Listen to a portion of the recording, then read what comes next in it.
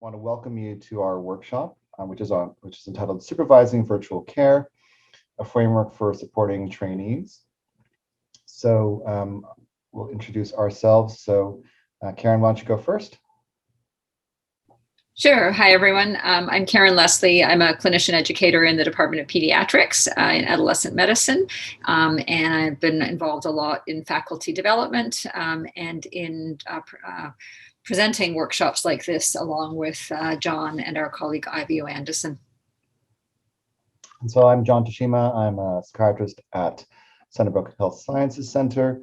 So we've been co-presenting versions of this workshop going back to last summer to try to help people make the adjustment towards the delivery of virtual care, and in particular, supervising trainees doing virtual care as well. We want to get a better sense of why you picked this workshop and what are you hoping to learn. So we're going to do a couple of things. We're going to do a bit of a poll to get some sense of you as an audience. And we're also encouraging you to write any specific questions that you have about what you're going to get out of this in the chat as well. First question, how comfortable are you in supervising trainees doing virtual care? It sounds like that by now, which is perhaps not surprising, that there's more people that are doing it, although there's a mixture of confidence levels in being able to do it. When Karen and I first started presenting this workshop, it was really kind of shifted far more to the top end of this question. So it's good to see that people are getting some more experience, although people still sound like they have a number of questions about how to do it as well. All right, so in terms of people's experience with virtual care itself, it looks like that people are now getting pretty comfortable with doing it themselves, although there's a few people that are really missing seeing people in person. So again, this is an interesting shift from when we first started asking about this at the beginning of the pandemic.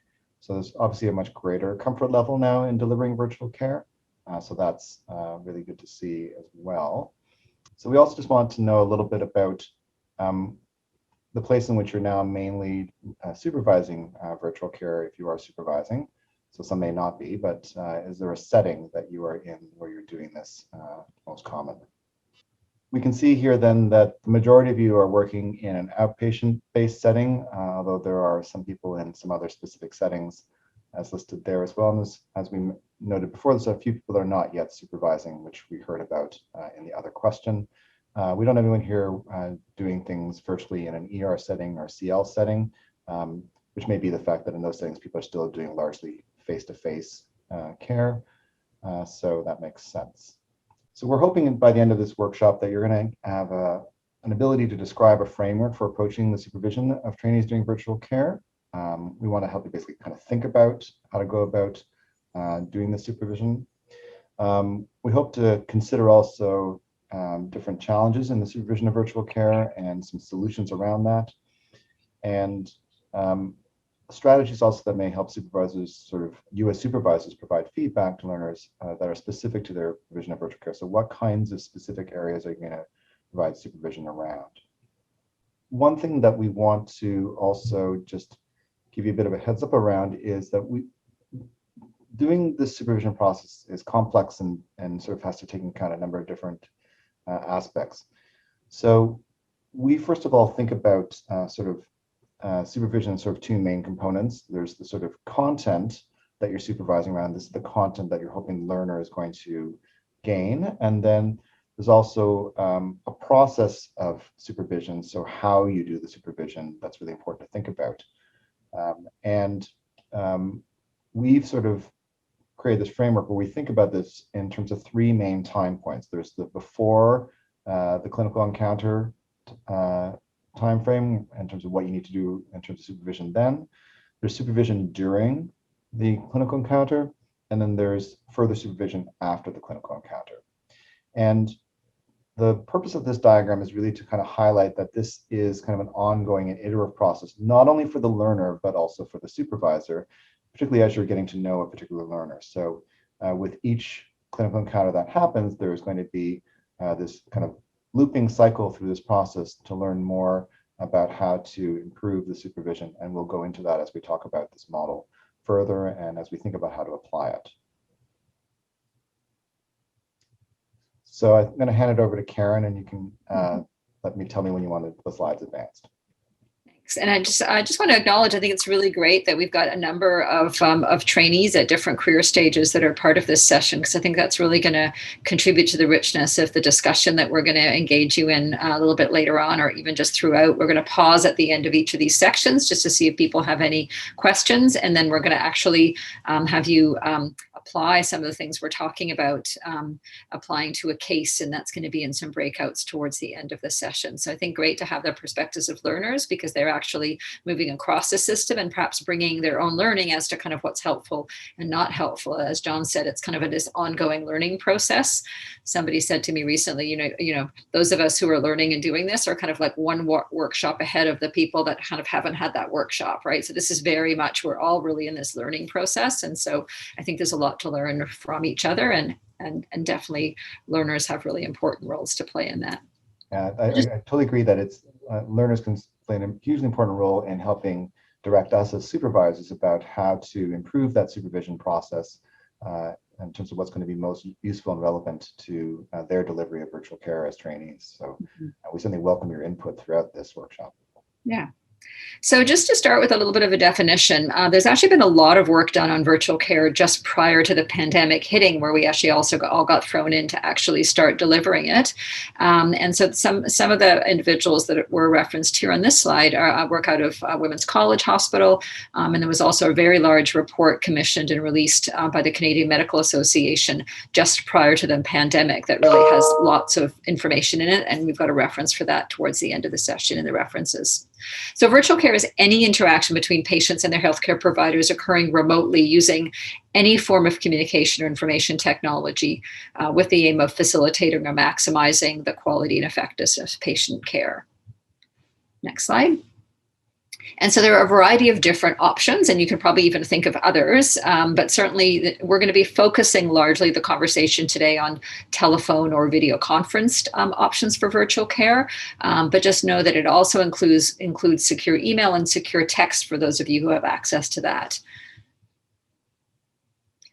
So as John said, we're going to talk a little bit about the before, and going to talk a little bit about kind of the content of what you might actually be bringing to conversations or preparation with learners, as well as the processes that you might want to engage in before a virtual encounter. Next slide. So, some of the content considerations are going to be specific to virtual care, right? So the piece around what do they need to understand about virtual care in terms of what are the expectations and goals of a clinical encounter that happens within the context of a virtual care context. So technology requirements and challenges. So we'll talk about this again later on in the other sections, but depending on the setting in which the learner and you are going to be engaging in the virtual care, it's really important ahead of time to understand what technology is available and what's going to be required depending on the modality that's going to be used. And that, that includes if the learners are going to be joining from their home, do they have, internet that's going to support whatever platform you're using? Do they have the technology? And if not, is there a place provided to them within your department or your clinical setting that they can use? So just even the understanding kind of what they might have, what's at their disposal. Many clinic rooms might have computers, but they may or may not have cameras or speakers on them. So again, just thinking a little bit about your practice setting. Where is the learner going to be, and how do we understand what technology requirements they might need to know about ahead of time so that you're not grappling with that in the context of an actual patient visit. Also really important for them to understand issues relating to privacy, both privacy issues depending on where they are when they're actually delivering or engaging in the care session, and keeping in mind and understanding privacy issues relating to the patient population that they're going to be seeing in your practice, as well as patient safety issues, right? So I think it's really important that learners understand some of the decisions behind which patients might be best served by coming in person as opposed to being at home. And that may link a little bit to safety issues depending on the conversations patients are going to be having. They may not be safe in their homes, or there may be issues about their clinical care and risks to the patient themselves that preclude using virtual care. So some of those issues around privacy and safety are really important discussions to be having with learners. And that links also obviously to the limitations of virtual care. Depending on what the nature of the visit's going to be and the kind of data and information you're going to want to collect, then that's going to dictate decisions around whether the visit is going to be by virtual care and whether you're going to choose perhaps a telephone or video visit. And there are CMPA and CPSO documents that kind of guide some of these practices, and across the different professions, some professions have more specific practice guidelines around this. And clearly, some of these things you may do because they're going to be done consistently with learners coming to your area. Some of these might be done way at the beginning of them coming as part of an orientation package or some information that you want to sort of be letting students know about before they come to spend time or rotate through your area. Whereas some of these may be things that you might choose to discuss with them just as priming them prior to an actual clinic or a patient encounter. Next slide. And then there's the process considerations, kind of talking ahead of time with the learner and kind of negotiating or kind of helping guide, thinking a little bit about the kind of learning goals that they might have or that you might negotiate with them for any given patient encounter or clinic or type of care, the level of supervision that they may need, and that's obviously going to depend on their comfort level with the patient population, what level of training they are. So again, thinking a little bit about those aspects that relate to the learner themselves. Again, kind of helping them think about decision making around the patients that virtual care are being offered to. And then obviously some discussion around how is the supervision going to happen, and depending on where you are, where they are, and what's available to you. So those things obviously need to be clarified ahead of time, including expectations around how will the in the moment support be offered to the learner. Does the learner have your phone? Are they going to text you? Are they going to use WhatsApp? If you're both in the same clinic, are they going to sort of step out of the room that they might be, speaking with the patient around and find you somewhere? Some supervisors have a Zoom link open all the time where learners they might be supervising kind of pop in and then use that format to discuss the patient. So those are all the kinds of things that are really important to discuss ahead of time around that particular supervision flow. And then the flow of the visit, right? Again, depending on the level of learner, depending on your supervision style, and the level of training of the learner and their comfort, you may have a particular preference as to whether you actually join the beginning of the visit, or whether if it's a more senior learner, whether they're going to actually make a decision, convey it to the patient, and then review with you later on, right? So kind of just mapping out a little bit about the flow of the visit and where are going to be the opportunities for the learner to discuss with you, or when do you want the learner to step out and review things with you. And again, that just links to the piece around, how is this going to work in around decision making around the visit, decisions for the next visit, those kinds of things. And again, some of those may be generic in terms of how you do it for all your patients, and then there may be some specific discussions relative to the particular patient the learner is going to be seeing, more immediately, that you may want to fine tune these with them.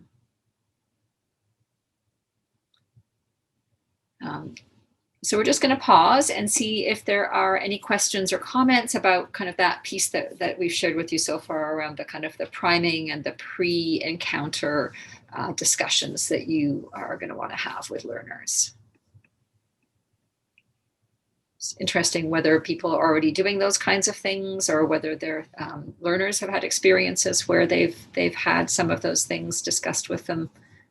And how much formal intro have our learners had to beginning a virtual care service or experience in terms of taking into account some of these issues and any specific procedures or protocols that they've had outlined to them before they get going? It'd be interesting to hear about. So I can comment on that. I've had mostly no introduction and a lot of on-the-fly kind of negotiation. But I did have one or two key supervisors who had been doing virtual care for a long time, who had that that drop-in room on Zoom available so that you could always just reach them if necessary. And also a mix of strategies with respect to documentation and decision making that helped make it feel more comfortable for a new patient population in a clinic I hadn't been in. Mm-hmm. So that's great to hear that there at least was some of that more formal preparation some of the time. I saw there was a question about sort of resident wellness and doing virtual care, and I think that being able to provide some of that specific direction ahead of time would certainly, hopefully, attend to some anxiety residents may have about dealing with worst case scenarios when providing virtual care, and having some sense of how that can be supported or helped with at the beginning might help alleviate some of that stress and anxiety. So that would be, I think, one thing that would lead towards resident wellness specifically. Susan, I see your hand up as well. I only started supervising in virtual care 2 weeks ago. And so I knew to sort of have some conversations about technology and all that kind of stuff. And we're seeing everybody together right now. But what I hadn't thought about is, well, at what point, I was seeing most people and then we were discussing the cases. But once the residents started seeing people, I realized, oh my goodness, I didn't build in any opportunity for the resident to discuss the case with me without the patient listening. So it was like, okay, then we had to get into, okay, shall we text? When are we going to mute and tell the patient we're going to mute, turn off the video? Then we call each other and discuss it. Like we've had to, I hadn't appreciated it, but now we figured it out, we now have a process for that, but I didn't know to even think about that ahead of time. Mm-hmm. Right, so those are some of the process issues that Karen was mentioning now, figuring out some of those ways in which you're going to communicate with learner and how you supervise them, particularly as they take over more of that virtual care appointment. And we've heard all kinds of creative variations about how to do this, whether it's like putting someone back in the waiting room if you're using Zoom and then bringing them back in once you've had a chance to talk, or going offline from the Zoom call or from the OTN call to go talk separately. I've heard brave people also using the chat where they direct the chat specifically to the other person they need to chat with, and that's fine if you're really, really careful about who you're directing the chat to and not inadvertently broadcasting it to everyone. So use that one at your own peril, I would say, but all kinds of different creative ways to ensure that there is a communication process between you and the person you're supervising while the care is ongoing. Mm-hmm. Just to add to that, I think again, I think we're innovating ways to go along, but I think, using Zoom, I certainly prefer Zoom to OTN if you have access to it. But if you, again, Susan's just saying about the waiting room. I wasn't sure whether the Zoom healthcare does have the breakout room or waiting room option. It probably does. The other thing is if you're joining the visit from a different location, but you're also on Zoom, ahead of time, you could let the resident know that if they are, say, doing the history and you're there just observing, that you may send them some guidance through the Zoom chat, right? Just for them to be aware, that might be how you're communicating with them within the encounter, right? So again, just things that you obviously want to cue them to ahead of time, because they might not be paying attention to the chat if they're in the midst of an interview. So again, just all of those things are much better done ahead of time, so that learners are comfortable knowing kind of how it's going to go, how you're going to provide feedback, and kind of what they can do if they really need support from you in the moment. And we were mentioning the kind of open Zoom line or having a cell phone for texting or something like that. That's been particularly useful for people who are supervising multiple learners on a service. So some people have a number of trainees sort of in a team that are providing a service, and so they need to make themselves available to multiple learners and figuring out ways to ensure that the learners can access them when needed. People have kind of done that either through their phone or through an open Zoom call or various things like that, so that they can be kind of available to the learners, even though they may not be in each session at any particular point. Other questions? So maybe then I'll move on to the next section, Karen, if that's okay.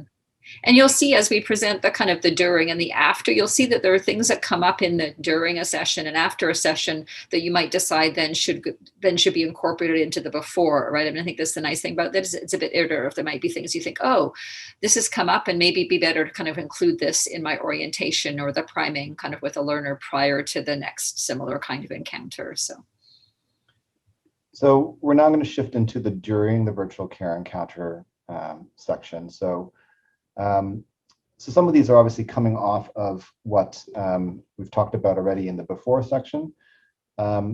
So in terms of the content for the learner, what kinds of things are they going to be doing in the virtual care encounter that are going to be specific to doing virtual care, different from, say, providing face-to-face care? That there is, obviously there's still going to be all the usual stuff about assessing the patient, establishing alliance, and all this stuff. That's the clinical care part of it. So the issue about content that's important to think about is what are they doing in the session in the virtual care that is going to be different because it is virtual care. So there may be the need to sort of ensure that they do proper introductions, depending on what the setup is. They may not necessarily be fully aware that there's a supervisor sort of watching or being part of the encounter in some way. And so that's particularly important if you're doing, like, say, a conference call, for example, by phone. And so the patient can't see that there's someone else on the line necessarily. So that kind of introduction is really important. There's all the usual stuff about sort of confirming sort of identity, like, do we actually know that the person on screen is actually the person you're supposed to be talking with?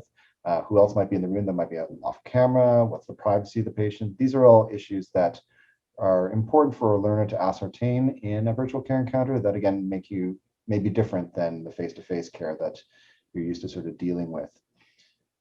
It's also important to reassure the patient about specific aspects of the privacy of the encounter. So I'm often explaining to the patients about the nature of the technology that's being used and why we're not just using like Skype or something like that. And so all of those kinds of things need to be addressed from the point of view of content for the learner. It's also important that the learner document that these kinds of issues are being attended to in the care encounter, and a lot of people have developed sort of kind of standard paragraphs that indicate that this was covered and that consent was given for the virtual care to be provided. So for example, our hospital has a template or kind of a little boilerplate kind of thing that gets inserted into a note in our electronic record. And I'm sure there are some similar ones at other locations as well. Mm-hmm. Just to add, the one thing I also add, and everyone's going to have their own particular set of things, but I'll always also ask the patient to confirm the location that they're at and just double check that that's actually, if it's their home address, it's the one that I have in the chart. Again, just as a safety precaution, if I lost the contact or I was worried about them, I needed to send, an ambulance to their home, because I've certainly had patients join me for their virtual visit, on a park bench, at the Eaton Center. So again, obviously it is important just to kind of get a sense of where they are, both for privacy and safety reasons. I recently had a patient of mine who'd taken off from their home and was at a friend's house when they joined the virtual care encounter. So it's important to ascertain where they were. It's important also then that the learner considers sort of what the goals of the visit are and how that's reviewed with the patient. There's obviously the actual assessment process itself. Other important things for the learner to think about are how they present themselves on camera. I mean, we're all used to doing kind of virtual care sometimes from our homes, and so then how you present yourself and how you present your background needs to be thought about, just like you would think about how you present your office if you're in person. And particularly what to do if the learner recognizes that this patient may need some more kind of urgent care or some other reason for more in-person assessment. Maybe they need a physical exam for something, for example, that you're not able to deliver over virtual care. So that's an important piece that the learner needs to be thinking about as part of the virtual care encounter as well. And particularly when they're starting virtual care, there may not be all these questions that are answered in their minds initially. A lot of the how the supervision gets done during the encounter depends a bit on, first of all, where the learner and supervisor are. So maybe you're in the same building, maybe the learner is at home and you're at home, and so on and so forth. So how you go about doing supervision will in part depend on the actual physical setup. It'll partly depend on whether you're going to be observing the encounter or partly observing the encounter versus just being available. So you might be transitioning with some learners from initially observing some of the encounters to moving away from being observing, but still being available if there's a need. And in particular, the needs might be the in-the-moment support and how that's going to be delivered. And we were just talking previously about some of those possibilities. So you want to be able to work all that out so that that can happen smoothly in the encounter itself. And then how the learner is going to wrap up the clinical encounter. Is it one where they can basically wrap it up themselves and deliver kind of the recommendations or plan, or do they need to engage with you as a supervisor first as well? The other thing about the supervision is that if you're observing the encounter, then you might have a process about how you go about sort of taking notes, and particularly about thinking about the feedback you want to give to the learner. I find that virtual care encounters can be really wonderful opportunities to really closely observe how a learner is performing and allow really an uninterrupted way to sort of then kind of take notes and provide specific feedback to a learner in a way that, in some ways, I feel more free doing that than if I was directly in the room with a patient, where I might seem like I'm not really quite paying attention to the patient because I'm writing notes down that I want to use as feedback for the learner. So there's really opportunity in this process of supervision virtually to be able to kind of take advantage of the technological setup to document information that you can use in the supervision process. So maybe we'll pause again there and see if there are specific questions about the supervision during the virtual care encounter itself. Especially for those of you who have been experiencing either as a trainee or as a supervisor doing the virtual care, interested to hear about your thoughts about how we think about the content and process issues during a virtual care encounter.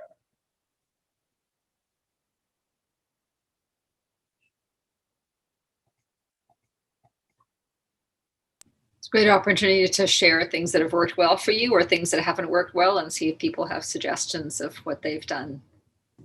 Hi, this is Phoebe here. I'm a psychiatry resident.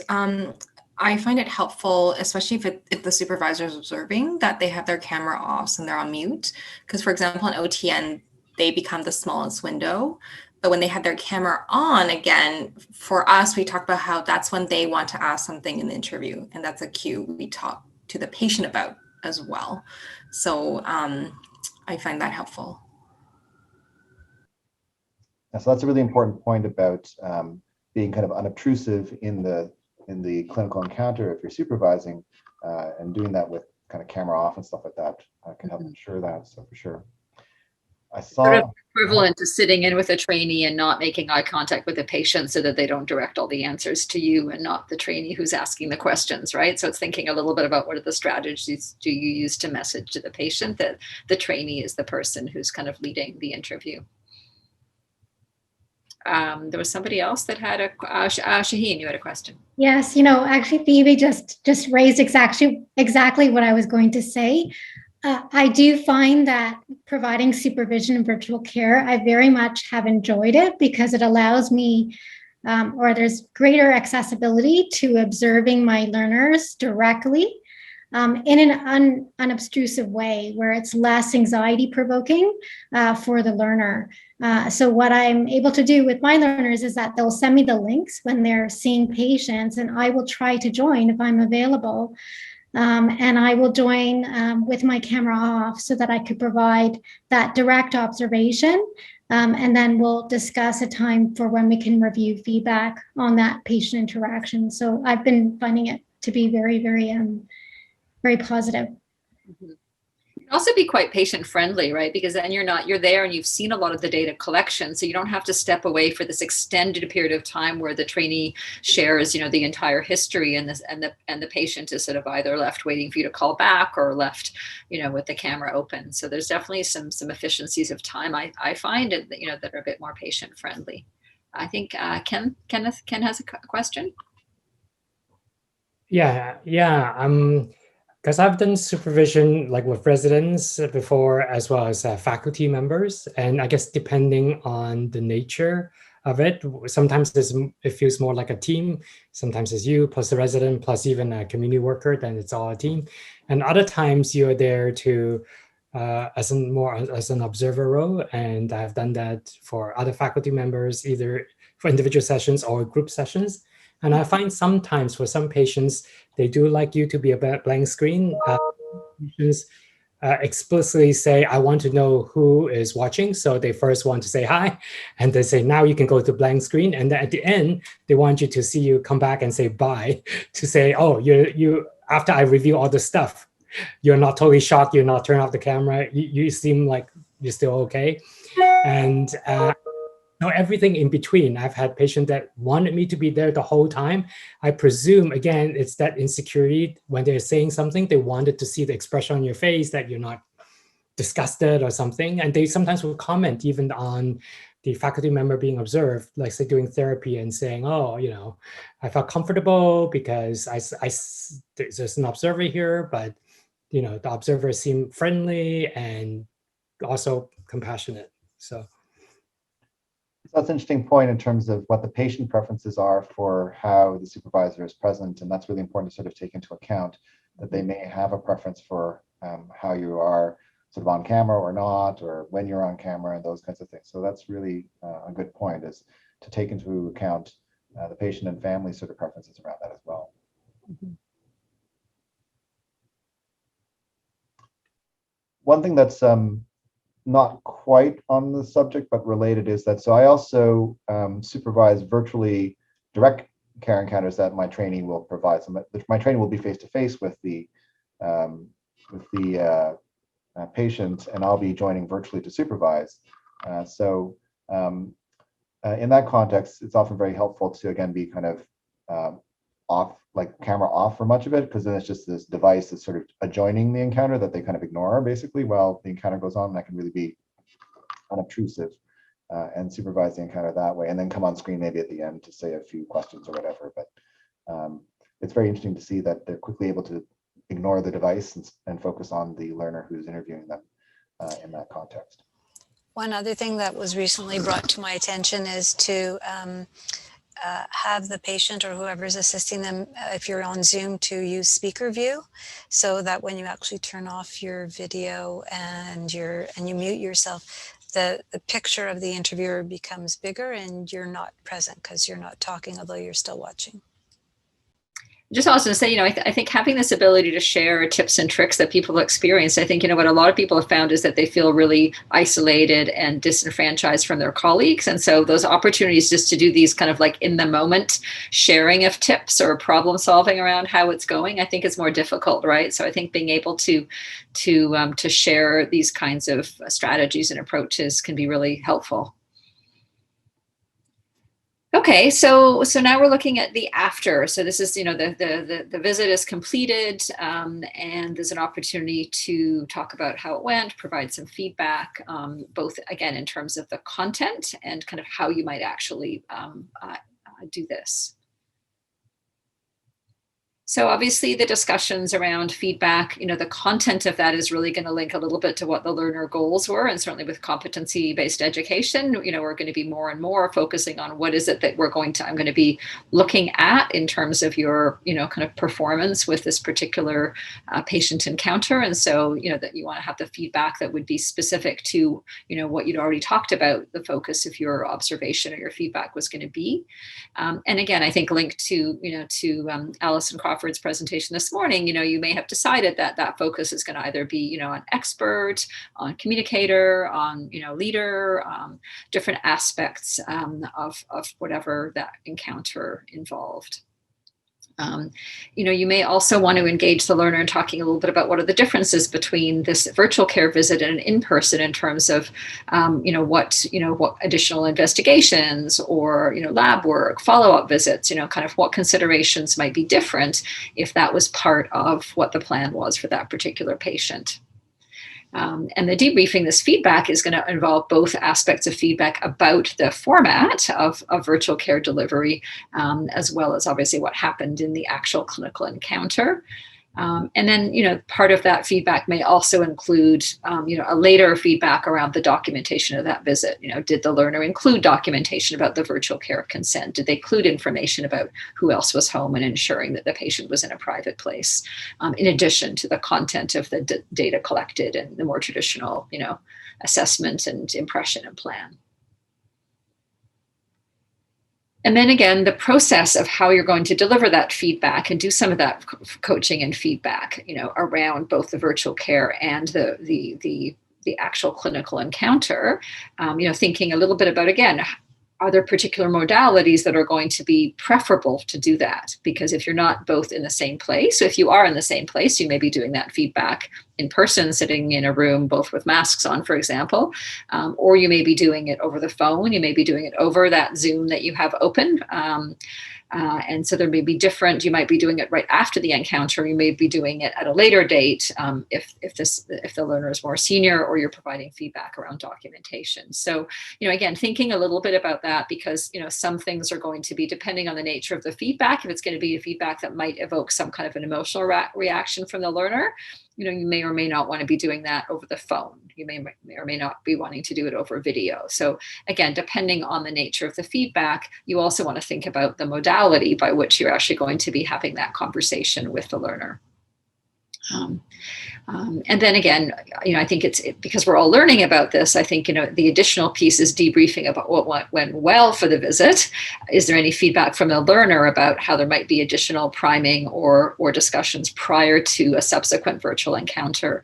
How did it go during the encounter? Did they feel that, the supervision was appropriate? So again, you want to add that additional piece around feedback that kind of is bidirectional around how did the actual supervision within the context of virtual care go? And that part's, I think, really important, because what may work really well with one trainee may not actually fit so well with another. And so getting that feedback about the supervision process, as well as the content, I think is really important. So it's always important to sort of tailor your supervision, obviously, to your learner. And so parking some time to have a discussion about the learner's experience of the supervision process and being able to make those adjustments is really important. Okay, so we're just going to, I think, pause for any kind of questions or comments related to the sort of the after piece, the feedback, the debriefing, coaching, those pieces.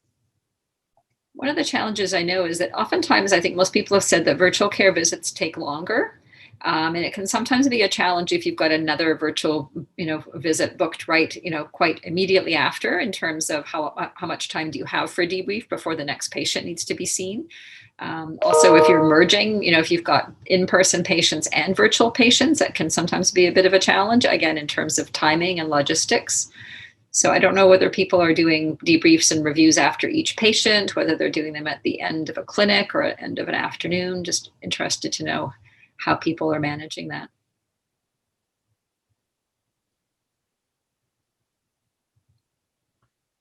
So Karen, one thing I do is I always have the emails of the next patient at ready. So if I need to let them know that I'm running 5 minutes late because I'm finishing up talking to the trainee, then I just fire them an email letting them know that. That's a good tip for sure. Any feedback from learners around what's been helpful for you in terms of that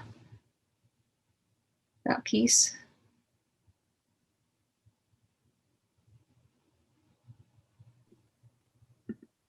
I was just going to say, I find it helpful to make sure there's a video link for the debrief to actually still have that connection with the learner.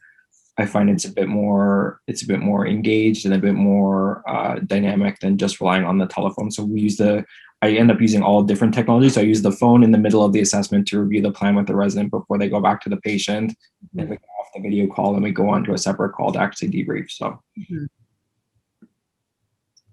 Yeah, I would agree. I mean, I think having that ability to actually see the other person, the body language piece, right? Those other kind of cues when you're offering feedback. Because again, I think tone of voice and those kinds of things, I think particularly feedback that's more corrective in nature or feedback that's reinforcing. I think it's nice to add that body language and those facial expressions to the information that's being provided or discussed. Yeah. I also find that early in the supervisory process, when you're developing the relationship with the learner, the video connection is a lot more helpful. There may come a point once you really kind of know each other well and it's longer into the supervisor relationship, then phone feels quite fine sometimes, but it might not be the greatest way to start the relationship. We've left the case fairly general so that if you want to think about additional details that relate to your own kind of clinical experience, that is totally fine. It's really meant to be a jumping off point for you to think about some of these issues that we've been outlining. The case that we're going to start off with is that you are meeting with a more junior resident for the first time prior to them seeing a patient via some virtual platform under supervision. They may have already had some experience with virtual care in their longitudinal ambulatory experience, although, as we've already heard, they actually, it should be so we're not. That's my error in this slide. They feel that we're not given a lot of formal instruction about best practices. So insert that in so it's not confusing. So they've had some experience, but they don't feel they've been given very formal instruction.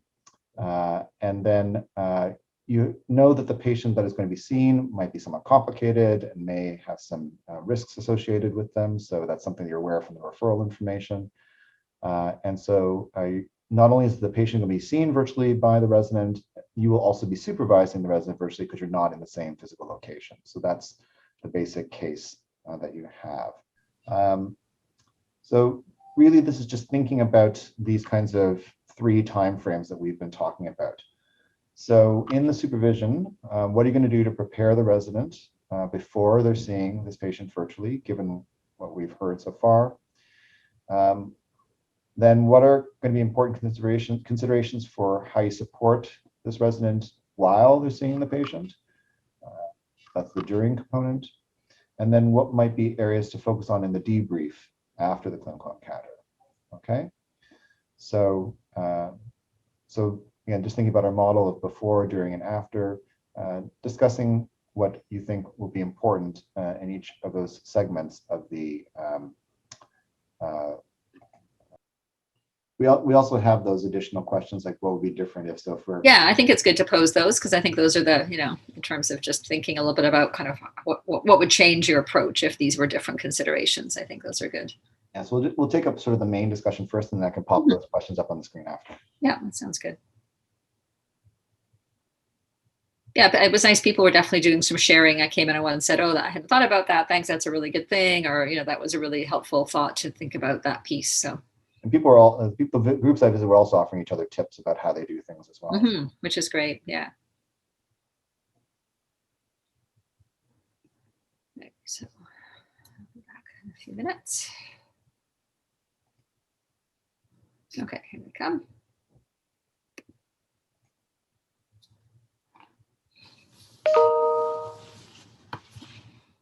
So welcome back, everyone. Maybe we could hear from you a little bit about some of the ideas about supervision that got discussed in your groups. What you should hear sort of whether it was different thoughts about what you'd be doing in the different supervision timeframes or tips that you were providing to each other about how to do some of those things. So who would like to tell us a little bit about some of the discussion in your group?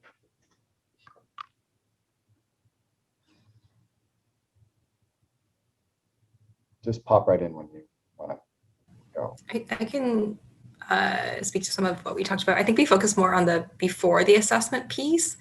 I know, like David, you had asked in the chat earlier, like about wellness for residents. I think one thing that could be helpful, which we talked about, was to actually check in like how they're doing the virtual assessment. Like, is it on a tiny laptop with 14-inch screen? Are they going to be typing during that assessment? Do they have 2 screens? Do they like virtual care or not? That can really tell you a lot about how much they're enjoying or not enjoying this process. But I think we also talk about just like outlining some of the itty bitty details of the assessment, like how to reach the supervisor, how it's going to be done, what happens if the patient's internet disconnects, do you have a printer if you do need to do a Form 1 on a patient, like to ideally discuss a bunch of these things before the first assessment and even to have it in a paper document so the resident can refer to it later point in time. Great. So, I mean, you're kind of highlighting the importance of the before section particularly, and how you might even do that as a kind of a general orientation to a rotation, not just before the first encounter kind of thing. So there's time to navigate around some potential pitfalls that might need some time to sort, right? How about some John? Yep, go ahead, Shaheen.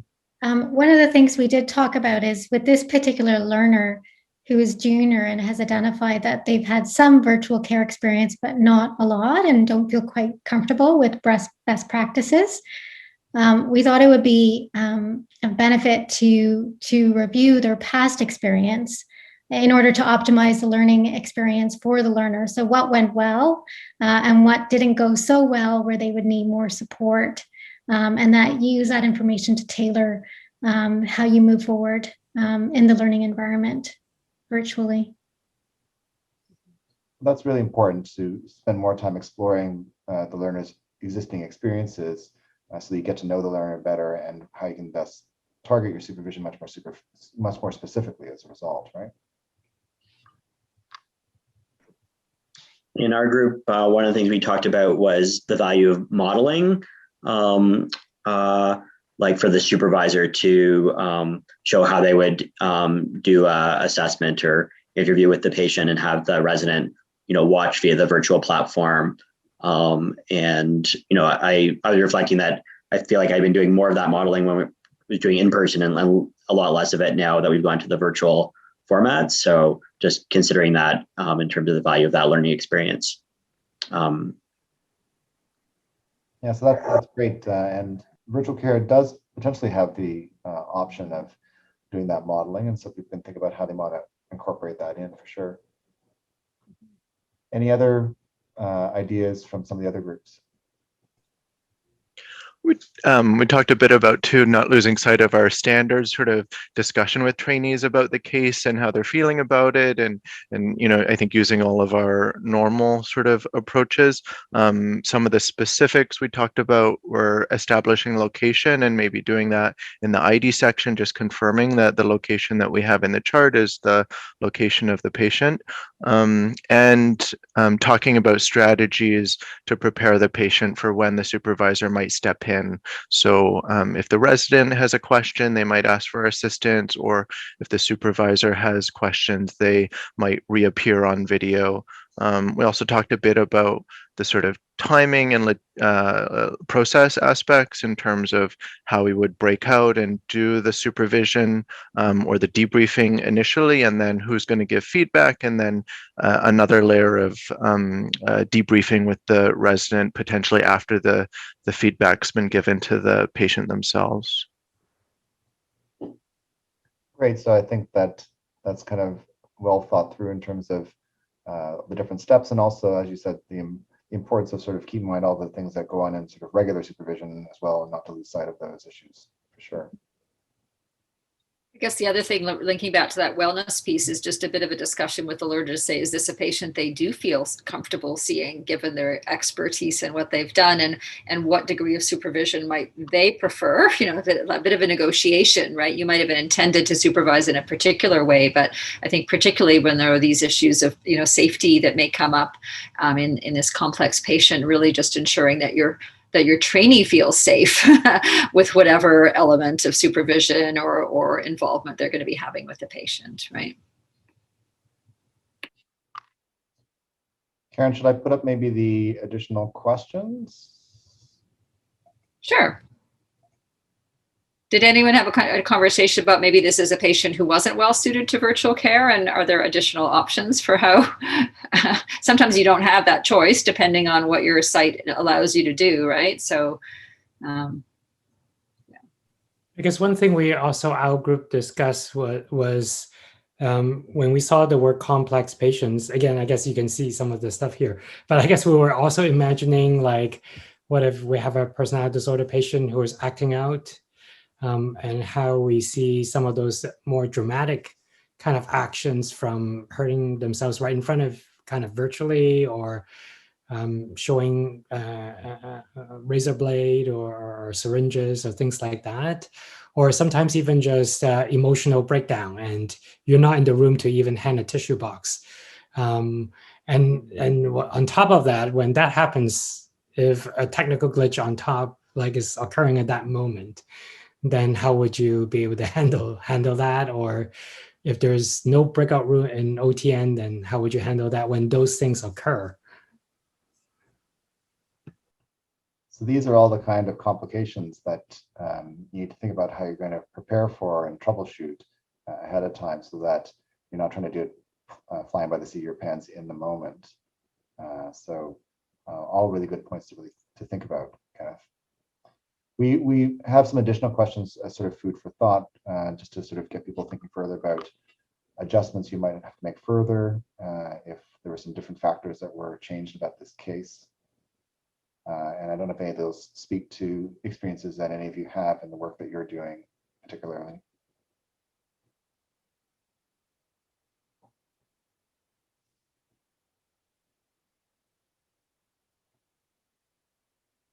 With regards to just what Kenneth was talking about, what's happening in the session, earlier today we were having a discussion about also the intoxicated patient in the session.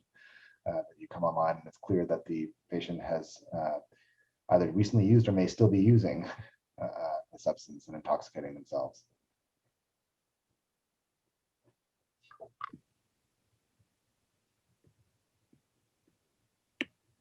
I've had patients where partway through the encounter, it's clear that there actually is somebody else in the room with them that they didn't disclose, and then sort of, you know, issues of how to address that and issues of privacy and those kinds of things have come up. And I've told a story in other workshops where I had a session derail when clearly the mother was listening in on the patient in their bedroom and stormed in and started to have an argument with her daughter about what the daughter was saying about the mother. And they started screaming at each other and completely ignoring my attempts to sort of mediate this argument. So there can be all those kinds of spontaneous challenges that happen. Yeah, we've also had like the mother coming into the room to give snacks. Just to check on how the daughter is doing.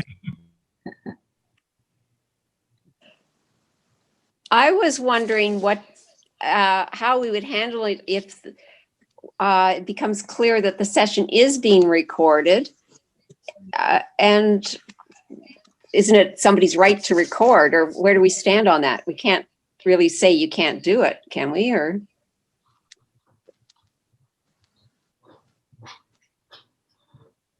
I don't actually know that there's a ton of guidance around that, right? Like we usually reassure the patient that we're not recording. Again, there isn't a lot that we can do. I don't know whether CMPA or CPSO has any kind of sort of guidelines around that. Even if you just, you know, I don't know if you think that the patient is recording it, you know, do you document somewhere that you have reason to believe the patient's recording it? You're right. I don't know. I mean, I don't know. In theory, patients can record in-person visits if they have, you know, if they want to record on their phone or whatever. But yeah, that's an interesting one. I don't know whether there actually is a lot of guidelines around that, whether people have seen things like that. Yeah, I haven't seen formal guidelines around that. I know that some institutions do have kind of policies like pre-virtual care about sort of sessions being recorded and stuff like that. Because as you say, some patients will come in and have their phone on to record the session. I've had patients play back some of the session on a voicemail message to me before. So this preceded virtual care. I did have something happen recently with a learner and a patient where it was with a teenager, and the